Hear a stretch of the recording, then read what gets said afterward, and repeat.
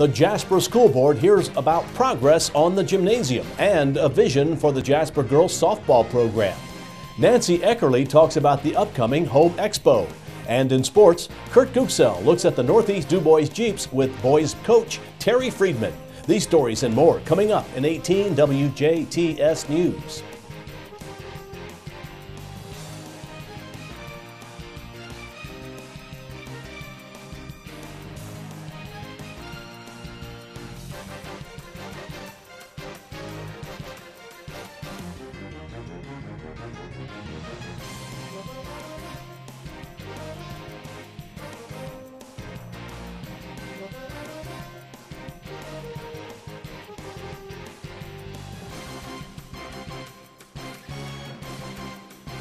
Good evening, I'm Bill Potter. This is the WJTS News.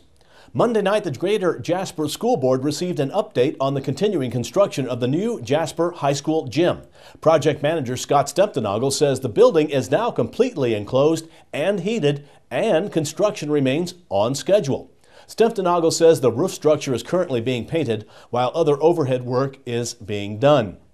He says installation of the gym floor will begin in mid-March, while bleachers will be installed by early April.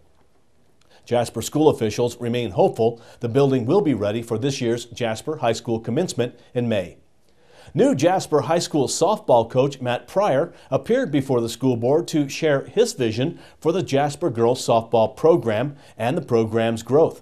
Pryor, along with two parents from the Jasper Girls Softball Booster Club, shared with the board their plans to raise $300,000 to build a new softball field house for hitting and other indoor practice exercises. Pryor told the school board an indoor practice facility would give his players a more convenient place to hit year-round. He says currently girls are going outside of the community to practice due to the limited availability of facilities. Pryor also expressed issues including time availability, drill restrictions, and space. Currently, members of the girls softball team are sharing the Ruxer Field House with the baseball team when available. That facility has 4 batting tunnels, and in most cases, players are unable to practice at that location until as late as 6 p.m. Pryor told the board growth and interest in the program warrants expansion and a new field house. He says 39 7th and 8th grade girls have come out for the junior softball program, of which only 26 could be chosen due to a limited coaching staff. The school board gave their blessing for conducting a fundraiser for a new facility. School Board President Nancy Habig says she and other board members applaud the efforts of softball boosters and would like to see future additions to the program's middle school staff. The board supports organizations doing such things for the community when they're raising the money and putting the initiative and the effort in, and all of the work.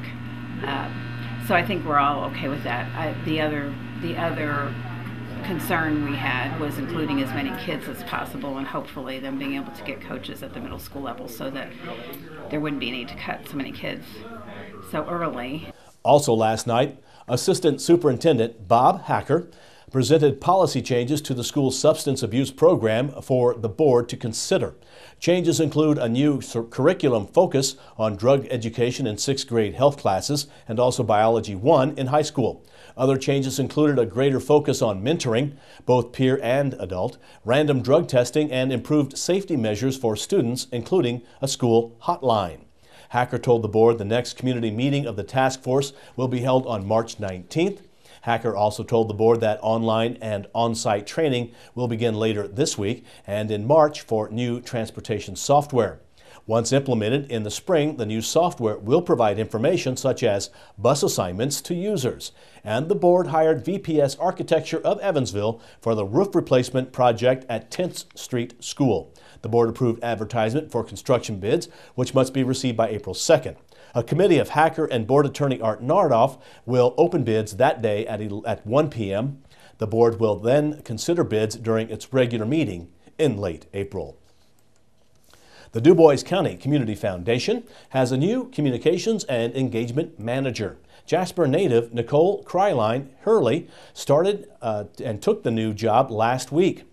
The newly created position gives Hurley the responsibility of day-to-day communications for the foundation, as well as updating its website. The 33-year-old Hurley will build relationships between the foundation and donors, community members, and area organizations.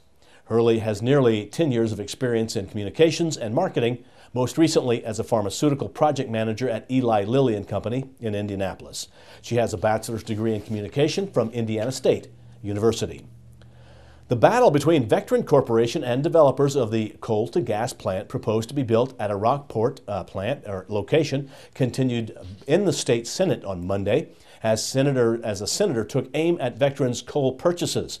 The chamber was debating a bill that could trigger another round of regulatory reviews of the state's 30-year contract to buy and then resell the synthetic natural gas produced at the plant being financed by Leucadia National Corporation. Senator Lyndall Hume of Princeton offered an amendment that was a shot at Vectren, which has opposed that Rockport plant. His proposal would have required utilities such as Vectren that purchase coal from their own subsidiaries to pay the average market price for that coal, rather than higher prices they've negotiated for themselves. Hume said they cannot gouge the consumer and that they can simply pass along the going rate for coal if they bought it on the open market. His proposal was ultimately voted down as senators decided it had little to do with the overall bill.